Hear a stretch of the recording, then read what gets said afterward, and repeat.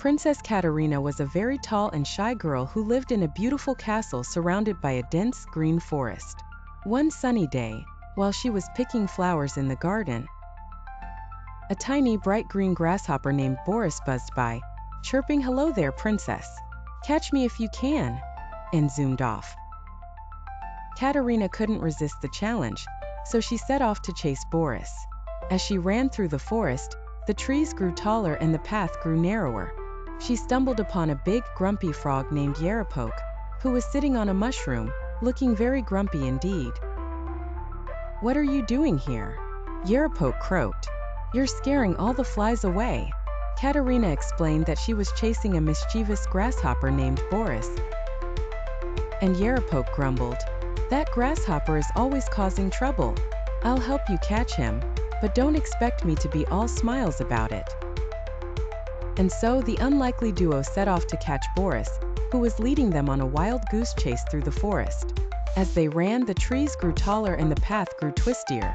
Katerina and Yaropolk got more and more lost. "I think we should have taken that other path," Katerina said, looking worried. Yaropolk scowled. "Don't blame me, I'm just a frog. You're the one who's so tall and supposed to be able to see everything."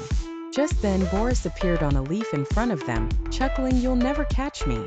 I'm the fastest grasshopper in the forest." Yaropolk rolled his eyes. "Oh please. We're not even trying to catch you anymore. We just want to find our way back to the castle." Boris looked surprised. "Really? Well, in that case I can help you. Follow me." Boris led them through the forest, pointing out landmarks and warning them about dangers. As they walked, Katerina and Yaropolk started to talk, and discovered they had more in common than they thought. "I'm not just a grumpy frog," Yaropolk said. "I'm also a poet. I love to write songs about the forest and its creatures." Katerina's eyes lit up. "Really? I love poetry too.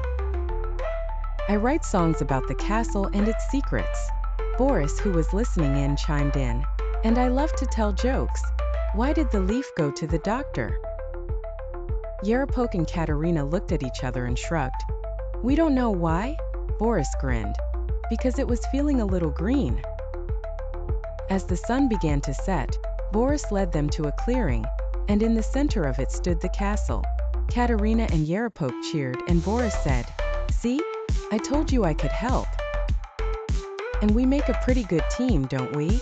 Yaropolk smiled. I se pouzvedo. "Thanks, Boris. I owe you one." Katerina smiled.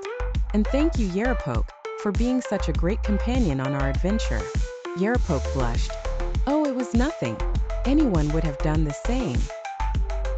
As they said their goodbyes, Boris hopped off, whistling a tune, and Katerina and Yaropolk went back to the castle, already planning their next adventure together. As Katerina snuggled into bed that night, she smiled, thinking about her new friends and all the exciting adventures they would have together.